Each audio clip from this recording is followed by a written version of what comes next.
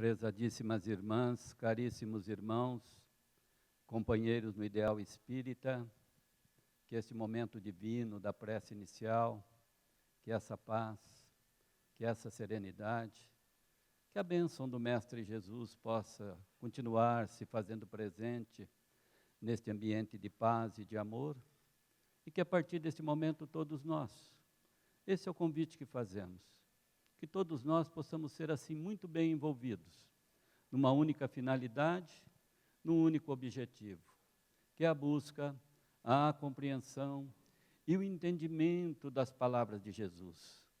Se possível, tudo com base na doutrina espírita, que é hoje um tipo de doutrina que já nos permite um melhor entendimento em termos de conhecimento. Tenho certeza também que aos poucos vai começando a despertar dentro de mim, dentro de você, dentro de todos nós, um desejo imenso de podermos tentar diminuir, reduzir as dificuldades e necessidades do nosso próximo. Quando nós fazemos esse comentário da tentativa de diminuir dificuldades do nosso próximo, seria bom que nesse momento o nosso pensamento também se estendesse até os nossos lares, porque é lá que tem pessoas também extremamente necessitadas do nosso amor, da nossa compreensão, do nosso perdão, que são os nossos familiares e que são aqueles que estão muito mais próximos de nós. As mensagens que estão sendo distribuídas nas casas espíritas traz uma colocação de Chico Xavier que é dever. É a obrigação principal da casa espírita levar a seus frequentadores o Evangelho do Cristo, da forma mais simples possível. É isso que nós vamos fazer na noite de hoje.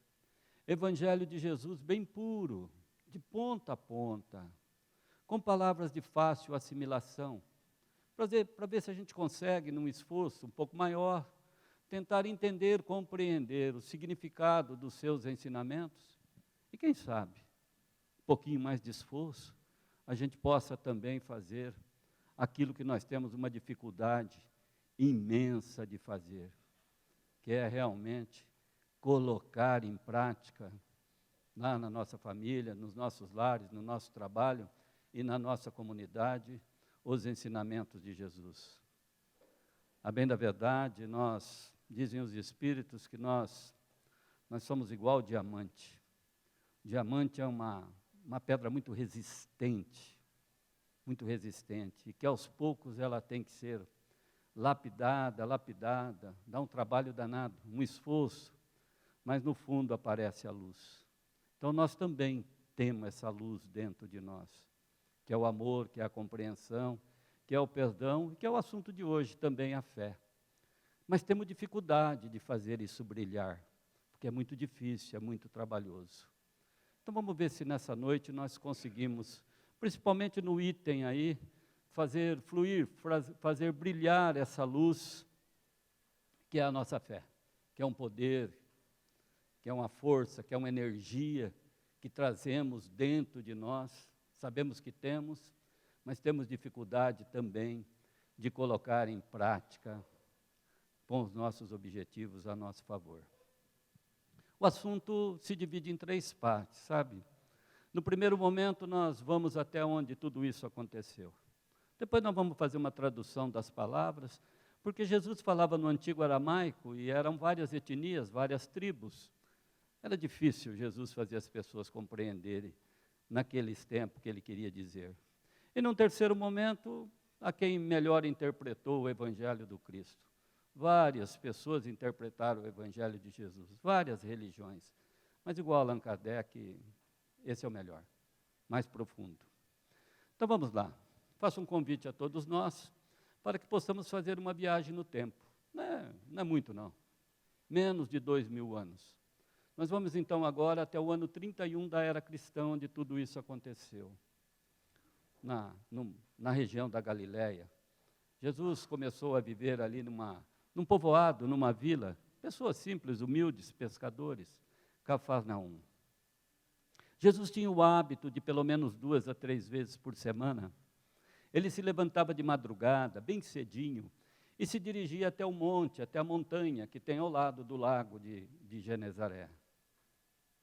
Lá, Jesus permanecia 2, 3 horas, orando, refletindo, meditando, e se elevava cada vez mais o nível espiritual do Cristo. Aliás, boa parte dos livros da doutrina espírita nos fazem essa recomendação desse hábito do Cristo. Ah, quem de nós conseguir no primeiro horário da manhã, quando acorda, ou na penumbra do quarto, ou na sacada do apartamento, ou no fundo do quintal, quem conseguir ficar de 1 a 3 minutos fazendo uma oração, mas uma oração que saia do fundo do coração, fazendo uma reflexão interior, para ver como estão os nossos pensamentos, os nossos sentimentos, onde estão as nossas dificuldades, os nossos problemas, o que nos causa sofrimento, o que nos faz feliz. É um momento divino também para a gente fazer uma recomendação para nós mesmos, de um dia maravilhoso e excelente de trabalho, de paz, de alegria na família, de muita saúde e também de muita prosperidade. Dizem aí nos livros que quem conseguir fazer isso, num prazo de 3 a 6 meses, vai sentir uma enorme diferença no seu modo de viver. E quando Jesus deixa o monte, logo de manhã, ele vai em direção até o povoado, a vila de Cafarnaum. Ele se depara com um grupo de pessoas.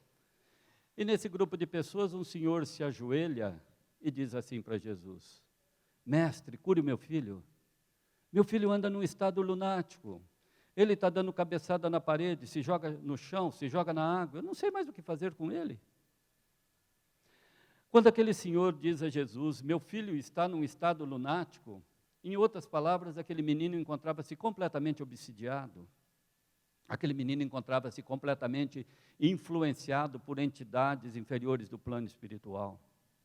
Só para vocês terem uma ideia, assim, para entender melhor, sem querer fazer qualquer tipo de comparação, quando eu cheguei na doutrina espírita, advindo do catolicismo, eu fui com o meu dirigente fazer um trabalho na favela do Brejo Alegre, na vicinal de Schmidt, hoje não existe mais.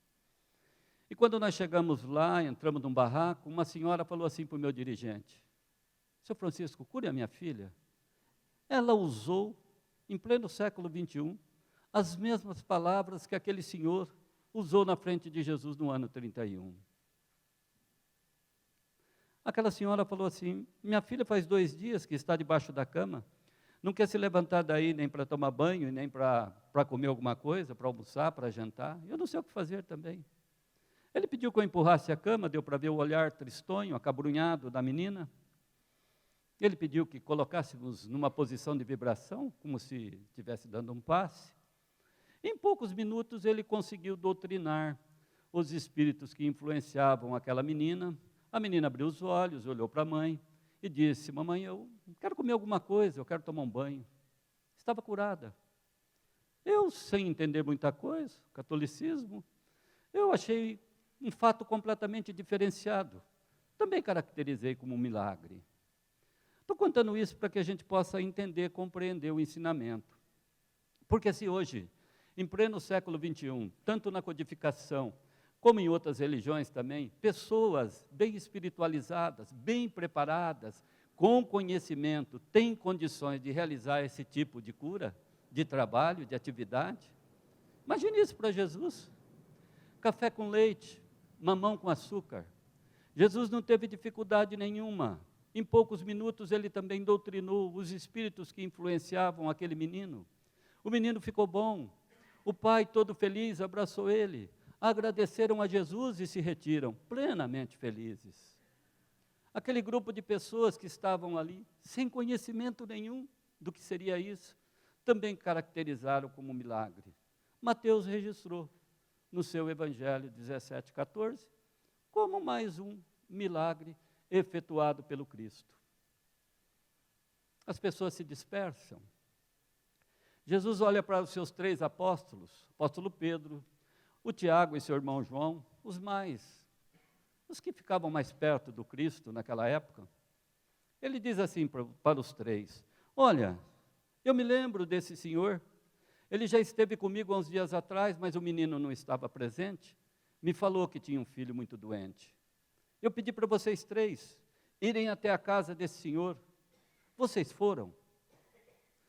E os apóstolos, uníssono, responderam: olha, mestre, nós fomos, estivemos lá, conversamos com esse senhor, com a esposa dele, com o menino, fizemos umas orações, demos uns passes, mas queremos saber de ti. Como é que você conseguiu curar esse menino e nós não conseguimos? Jesus respondeu com poucas palavras. Falou assim, simplesmente: vocês hesitaram, não confiaram. Vocês não tiveram fé. Se vocês tivessem a fé de um grão de mostarda, vocês poderiam até remover uma montanha de lugar. Assim que Jesus colocou. Então foi assim que tudo isso aconteceu no ano 31 da era cristã. Agora, se nós formos até o nosso dicionário, o Aurélio, e buscarmos as traduções disso daí, a palavra fé quer dizer crença, quer dizer crer, quer dizer acreditar piamente. E a palavra fé também ela vem do latim, do latim fides, que quer dizer compromisso, fidelidade.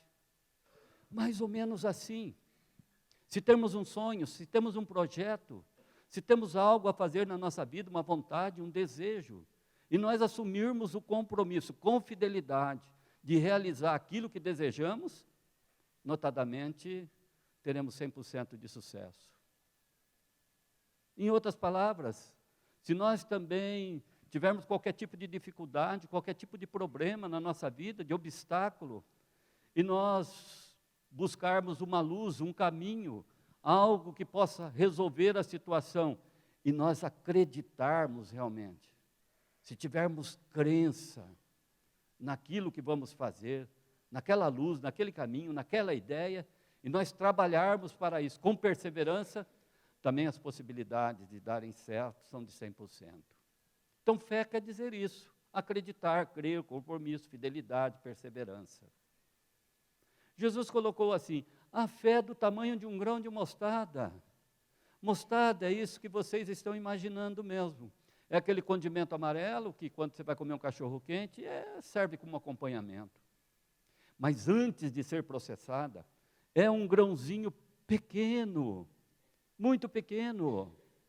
Quem tem um pouco mais de idade aí, que moeu pimenta do reino, o grão de mostarda é semelhante, é muito pequeno. Jesus foi econômico, não nos pediu muito. Talvez ele lá no ano 31, já tivesse uma previsão da dificuldade que teríamos de colocar os seus ensinamentos em prática, talvez fosse por isso que ele pediu pouco. Então Jesus pediu um pouquinho de fé, você pode remover uma montanha. Então, se eu tiver um pouquinho de fé, eu vou ali até São Carlos, Rio Claro, ou na própria capital, que tem a serra, que divide com o litoral. Então, com um pouquinho de fé, eu vou lá e empurro montanha de lugar? Não, em outras palavras, o Evangelho nos quer dizer que montanhas são as dificuldades, são os problemas, são os obstáculos. E Allan Kardec bate forte também numa dificuldade que temos, que é a má vontade, que é o conformismo. E eles dizem também, os espíritos, que a fé também remove até doenças. Os especialistas na área de medicina hoje já são unânimes em afirmar que toda pessoa que está passando por um determinado tipo de doença, mas que ela tem uma aproximação maior com o Cristo, ela tem uma prática maior dos ensinamentos de Jesus, ela tem muito mais condições de administrar aquela doença, sem sofrer muito, sofrendo menos. Então nós já temos aí, com um pouquinho de fé, nós podemos remover as nossas dificuldades, os nossos problemas. Mas aí nós caímos naquela situação, fala, tudo bem, esse foi o ensinamento do Cristo, mas como que eu uso, como que eu faço, qual o caminho que eu tenho que seguir para fazer uso dessa fé?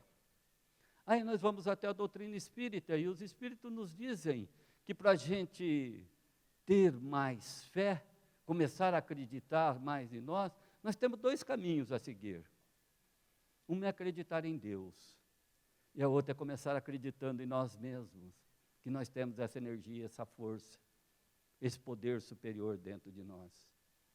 Mas aí nós enfrentamos outra dificuldade, porque nós já estamos com problemas de acreditar naquilo que vemos, naquilo que tocamos, que apalpamos, já temos dificuldade de acreditar Como acreditar em Deus, que eu não vejo Deus? O que é Deus? Onde está Deus?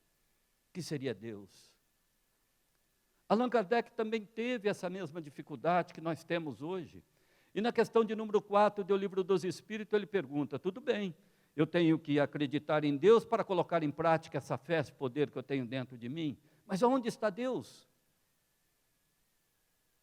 E os Espíritos respondem, olhe em volta de você aí, no planeta, no mundo, no universo, dê uma olhada em tudo isso que você vai sentir presença do homem e você vai sentir a presença de Deus. Ou seja, tem tantas e tantas coisas que são feitas pela mão do homem, e tem tantas e tantas que você vai poder perceber a presença de Deus como uma inteligência, um poder criador, uma força, uma energia. Esse prédio, mão do homem. Mas essa camada de oxigênio, de hidrogênio, que tem aqui até 13 quilômetros, que é responsável pela vida do ser humano no planeta, essa é a mão de Deus. Não tem o nome do arquiteto, nem do engenheiro, nem nada na internet.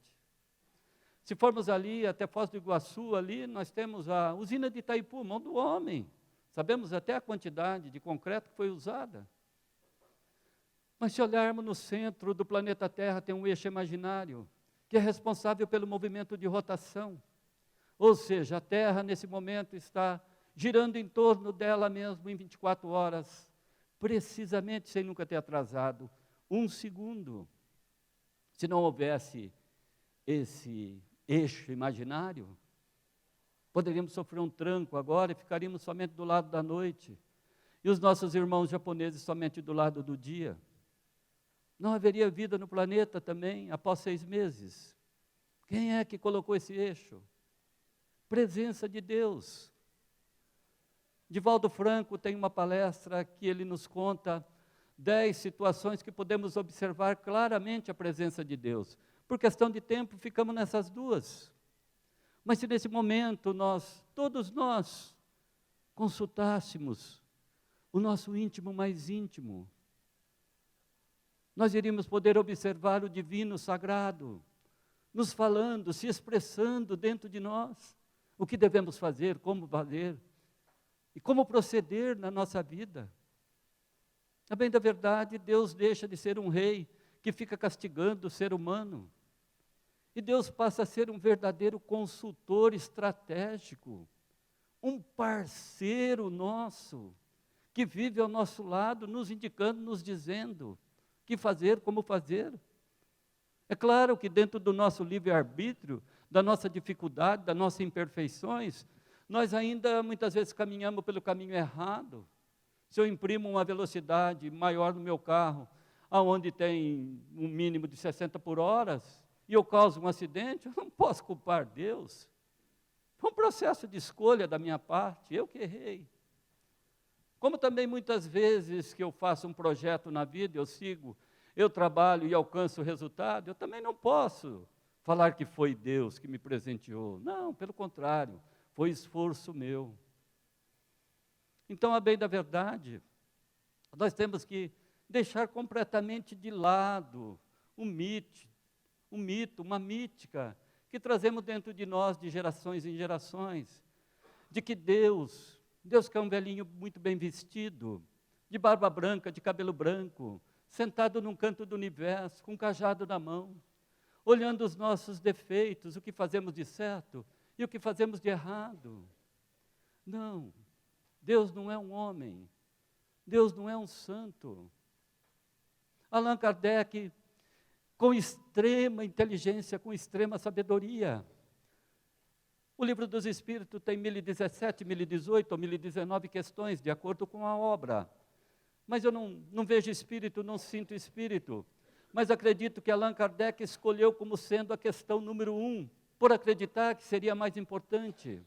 Não que as outras não sejam. Mas na questão de número 1 do Livro dos Espíritos, Kardec não usa o pronome quem. Quem é Deus? Porque toda vez que usamos o pronome quem, na pergunta, a resposta nos sugere um nome próprio. Quem é Deus? O João, o José, o Antônio. Não. Kardec usa pronome que. Que é Deus? Pergunta inteligente, resposta com sabedoria. É inteligência suprema do universo, causa primeira de todas as coisas. É um poder criador, uma essência divina. Olha a presença de Deus em nós, nessa presença divina, inteligente. Todos nós somos fruto de uma relação sexual, que nem sabemos aonde se deu, como se deu, e se os nossos pais haviam planejado. Uma relação sexual são milhões e milhões de espermatozoides, que é um pinguinho d'água, minúsculo pinguinho d'água, que tenta alcançar o óvulo feminino da mãe. Uma hora ou outra um consegue, ele passa, ele alcança. E quando há a junção de um pinguinho d'água com outro pinguinho d'água, dá o que se chama concepção. Olha, dá para você imaginar a presença de Deus em nós. Somos a presença de Deus divina. E depois dessa fecundação, dessa concepção, depois de 9 meses, esses órgãos começam a crescer proporcionalmente. E depois de 9 meses a 18 anos, a 20 anos, a estrutura que nós temos de corpo físico, dá para imaginar a essência, a inteligência, o poder criador, a força, a energia na composição nossa como ser humano. Jesus foi claro, vós sois Deus. Se formos até ali a Praia Grande, 22 quilômetros de praia, tudo aquilo é Deus. E se pegássemos um grãozinho de areia, nós poderíamos falar para nós mesmos, esse sou eu. Fazemos parte de tudo isso daí. E não fosse só isso, essa divindade, essa maravilha, essa inteligência, nesse momento da concepção, o plano maior faz com que um espírito acople a esse corpo físico, porque isso aqui, braços, tronco, pernas, é corpo físico. Isso volta para a terra quando desencarnamos, para dar sequência às leis da natureza. Mas esse espírito, essa energia, esse princípio inteligente que acopla, que toma conta desse corpo físico, é o que nos faz pensar, é o que nos faz raciocinar, é o que nos faz tomar decisões na nossa vida. Mas mesmo assim, todos nós, em todos os tipos de religiões, tanto aqui, tanto no Alcorão, como no catolicismo, como em outras religiões, nós sabemos que nós somos pessoas extremamente fortalecidas. Nós temos consciência, que temos força, que temos energia, que temos isso dentro de nós, mas ainda nós buscamos fora, todos nós. E o Espírito José, no Evangelho segundo o Espiritismo, no capítulo 19, ele é claro quando ele diz isso. Buscamos fora o que temos dentro de nós, mas essa busca que fazemos fora, a bem da verdade, são lembretes divinos, que uma hora ou outra fazem despertar dentro de nós, faz desenterrar essa força, essa energia, esse poder criador. Aí nós começamos a fazer uso, mas buscamos fora. É mais ou menos assim o que está acontecendo aqui hoje. Todos nós, quando deixamos nossas casas, deixamos nossos lares, deixamos o entretenimento da televisão e nos dirigimos até esta casa de paz, de amor e de oração, vou afirmar com segurança, tenho certeza que ninguém veio aqui para arrumar namorada ou namorado. Vou afirmar também com segurança, tenho certeza que ninguém veio aqui para fazer negócios. E afirmo com mais precisão ainda, todos nós viemos aqui hoje em busca de uma conexão com Deus, de uma ligação com Jesus, de uma conexão, ligação com os espíritos amigos, benfeitores espirituais, que possa penetrar a nossa mente, o nosso espírito, o nosso coração, os nossos pensamentos, e nos fortalecer, para que possamos ir embora para as nossas casas, com mais inteligência, com mais sabedoria, para podermos lidar com os problemas naturais da nossa existência, que são tantos e tantos. Mas quando lidamos com eles com mais serenidade, com mais inteligência, tenha certeza absoluta que o resultado vai ser sucesso. E quando temos sucesso na vida, temos paz, alegria, e por que não dizer também, prosperidade. Então nós estamos buscando Estamos fazendo isso daí. No momento da prece, podemos perceber que a nossa mente, o nosso coração, nosso espírito, ele pacificou. No momento da música inicial, quando chegamos, luz baixa, isso também nos deu um estado de calma, de paz, de serenidade. Por pior que seja o orador, por pior que seja o assunto escolhido, nós sempre conseguimos, dentro do conteúdo das palestras, algo que possa penetrar a nossa mente, o nosso espírito, nos fazer refletir. Palestra boa não é aquela que é bonita, não é aquela que é linda. Palestra boa que tem um conteúdo que, quando eu vou embora, eu vou refletindo naquilo que foi colocado, para que eu possa ver aonde que eu possa trabalhar a minha vida, a minha existência, os meus caminhos, para eu poder melhorar. Então, nós estamos fazendo isso, nós estamos buscando, mas ainda buscamos fora o que temos dentro de nós. Vamos colocar alguns exemplos. Olha, nós trabalhamos no movimento católico, e o movimento católico tem uma atividade semelhante a essa, que é chamada ECC, Encontro de Casais com o Cristo. ECC nada mais é do que quando as pessoas no catolicismo têm alguma dificuldade, marido incompreensivo, marido alcoólatra, esposa que não se dá bem, filhos no caminho do álcool, da droga, do tóxico, da criminalidade, da sexualidade, falta de dinheiro, problema financeiro, problema com doença, todos esses tipos de problemas, as pessoas são recomendadas a fazer o encontro de casais. São reuniões, palestras também que tem, no sábado e depois no domingo tem uma confraternização. Tem reuniões em grupo, é mais ou menos isso daí. Mas a menina, a moça que fez a palestra antes de nós, no sábado de manhã, ela falou sobre o perdão. E ela foi muito feliz, porque ela bateu num ponto muito forte, que nós acreditamos que quem perdoa se rebaixa. Jesus não recomendou isso, não. Jesus disse que quem perdoa se eleva. Nos recomendou até perdoar o inimigo, aquele que nos faz o mal. Então ela foi muito feliz e no domingo de manhã, uma senhora veio aqui, ocupou a tribuna e deu o seguinte depoimento. Ela falou assim: muito obrigado a vocês, os organizadores. Que bom que as pessoas fazem isso, que nos ajuda a vir nesse posto de combustível, dar uma reabastecida de energia. Tá certo, muito obrigado, ótimo. A bem a todos que fazem isso.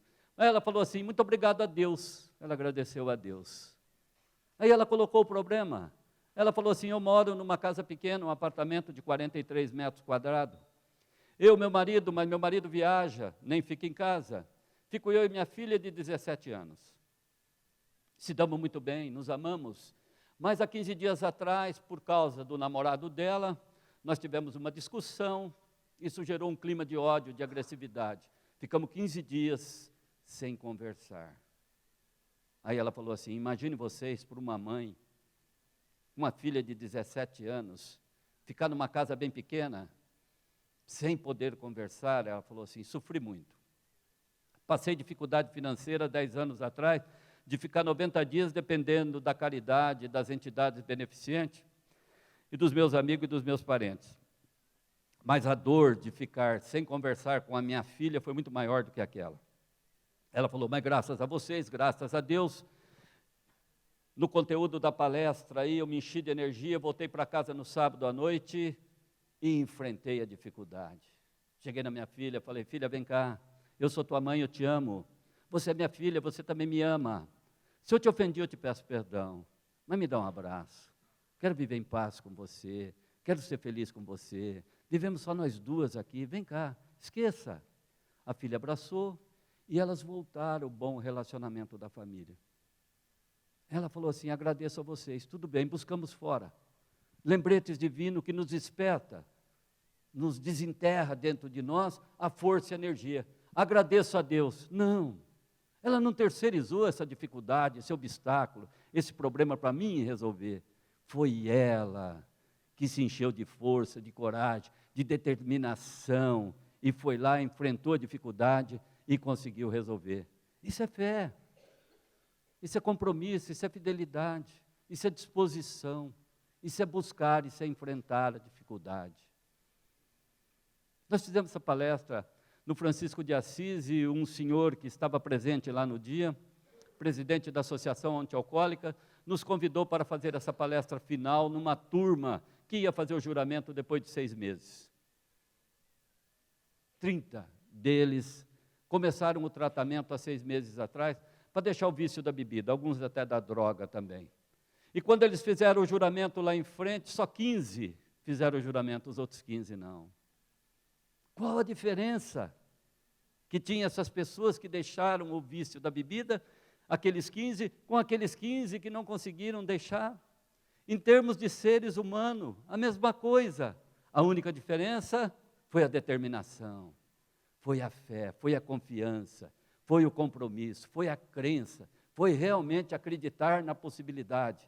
É claro que eles devem ter passado maus bocados, porque deixar qualquer tipo de vício não é uma atividade muito fácil, exige muita força, muita determinação, mas consegue. Eles conseguiram. Do lado onde Jesus ficava tinha um povoado que tinha uma moça, que no Evangelho, o evangelista Marcos chama de mulher hemorroísa. Hemorroísa vem de hemorroida. Hemorroida é um sangramento. E essa moça teve esse sangramento com 18 anos. Se esse tipo de dificuldade hoje, nas mulheres, por 2 ou 3 dias no mês, já causa incômodo, imagina para essa mulher que ficou por 12 anos. Ela viu cair por terra o seu sonho de namorar, de se casar, de ter filhos, porque não podia. Mas ela nunca desistiu. No primeiro momento, ela conversou com a sua mãe recomendou, vai trabalhar, minha filha. Ela arrumou um serviço de artesã. E no trabalho, ela começou a se distanciar um pouco da dor, do problema, da dificuldade, e se relacionar com a comunidade. Amorosamente. Ela trocava ideia com as pessoas. E quando as pessoas iam em cidade fora, ela falava, vê se tem algum remédio para mim.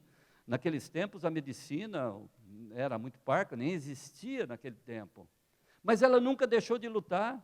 Ela buscava aqui, buscava lá, buscava aqui, buscava lá, sempre trabalhando a sua mente, o seu espírito, as pessoas que estavam ao seu lado, na tentativa, na busca de realmente solucionar a sua doença.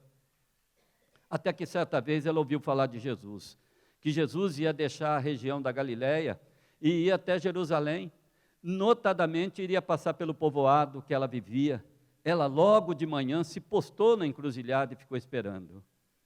E quando Jesus passou, tinha um grupo de pessoas em volta dele, e ela teve dificuldade para alcançar Jesus, mas ela com esforço foi pedindo licença, e ela conseguiu, com a pontinha do dedo, tocar a túnica alva, branquinha de Jesus. E Jesus, que tinha uma sensibilidade, ele diz ao apóstolo Pedro, Pedro, quem me tocou? Pedro olha para Jesus e fala, estás brincando, mestre? Tem pelo menos umas 10, 12 pessoas te tocando. Jesus, que era sensível, falou assim para Pedro, senti virtude, senti força, senti energia, senti determinação. E ela, quando Jesus falou isso, ela falou assim, mestre, fui eu que te toquei, meu sangramento estancou, parou, eu te agradeço, muito obrigado. Jesus falou, não me agradece, eu fui o instrumento, eu fui o lembrete divino que você se apegou, mas foi você que lutou, a tua fé te curou. Então nós somos assim. Allan Kardec, no livro A Gênese, ali no finalzinho ele diz assim, que toda cura, toda busca daquilo que nós estamos querendo, buscando, tudo aquilo que desejamos, tudo aquilo que pleiteamos, ou toda doença, tudo isso é um processo de autocura. Ou seja, precisa haver a participação de pelo menos 50% de nós em qualquer coisa que nós desejamos, que nós pretendemos. Sem isso, não podemos cantar a música de Zaqueu, não. Faz um milagre em mim. Não há essa possibilidade. Só é dado a quem merecer. Jesus foi claro. Eu sou a luz do mundo. Quem me seguir jamais andará nas trevas, seguirá sempre por um caminho de luz. Jesus foi claro, falou assim, olha, no mundo vocês vão ter aflições. vão ter aflições, mas tenha bom ânimo, eu venci o mundo. Querendo dizer para nós assim, desistir nunca, se entregar jamais, lutar sempre, perseverar sempre. Ele foi claro, ele falou assim, aquele que perseverar, vence e se salvará. O apóstolo Paulo esteve na cidade de Filipos e deixou a mensagem assim aos filipenses: tudo posso naquele que me fortalece. Ou seja, a presença do Cristo cada vez mais perto de nós faz aumentar cada vez mais a nossa força, a nossa energia, para que a gente possa usar em direção a nós mesmos. O espírito de Narcisa, no capítulo 42 do livro Nosso Lar, ela diz assim que o medo, esse medo que temos, anda bloqueando a nossa vida, bloqueando os nossos movimentos, bloqueando a nossa felicidade, os nossos projetos, bloqueando a nossa prosperidade. Diz ela que um pouquinho de medo é preciso, é bom. Você não vai ficar andando 2, 3 horas da madrugada na periferia da cidade sozinho e a pé. Não, tem medo. E esse medo é bom, um pouquinho, nos protege, nos defende. Mas ela diz que do outro lado nós precisamos de ação. Ela diz assim, pare de ficar focado somente no obstáculo. Porque se ficarmos focados só no obstáculo, nós voltamos, nós não andamos para frente. Em nenhuma passagem do Evangelho, das 373 que tem, Jesus não colocou o verbo no passado, o verbo sempre no gerúndio, no futuro. Quem me seguir, jamais andará nas trevas, seguirá sempre por um caminho de luz. O verbo é para frente, sempre seguindo em frente. E Allan Kardec fecha dizendo assim, é preciso receptividade da nossa parte.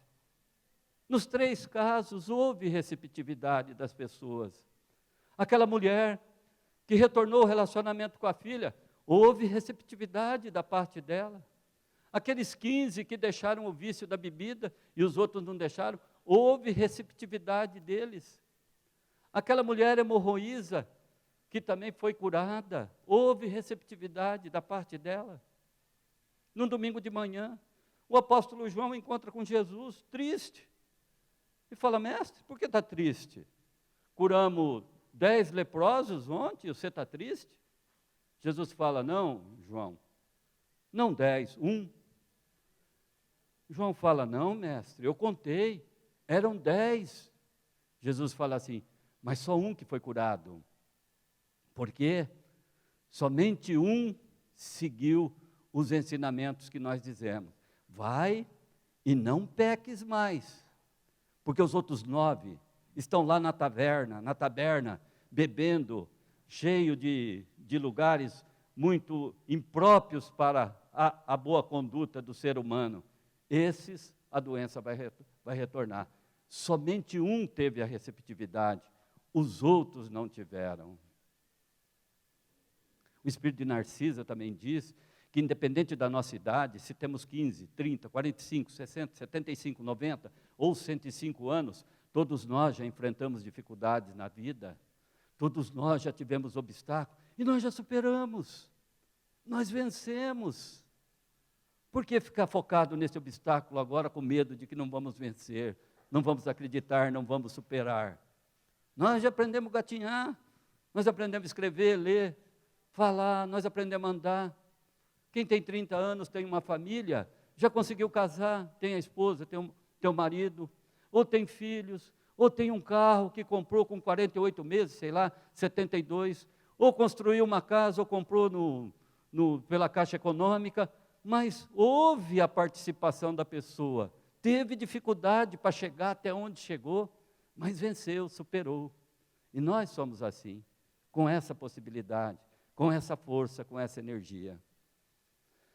Allan Kardec fecha esse estudo, é o finalzinho do capítulo 19, quando ele diz assim, se todos nós tivéssemos consciência, tivéssemos conhecimento desse poder criador, dessa força, dessa energia que trazemos dentro de nós, e se usássemos essa energia, esse poder, essa força, a nosso favor, a nosso benefício, nós também faríamos o que no Evangelho ficou registrado como milagres, mas que nada mais é do que o desenvolver das nossas próprias faculdades, o desenvolver a própria energia, a própria força, o próprio poder que trazemos dentro de nós.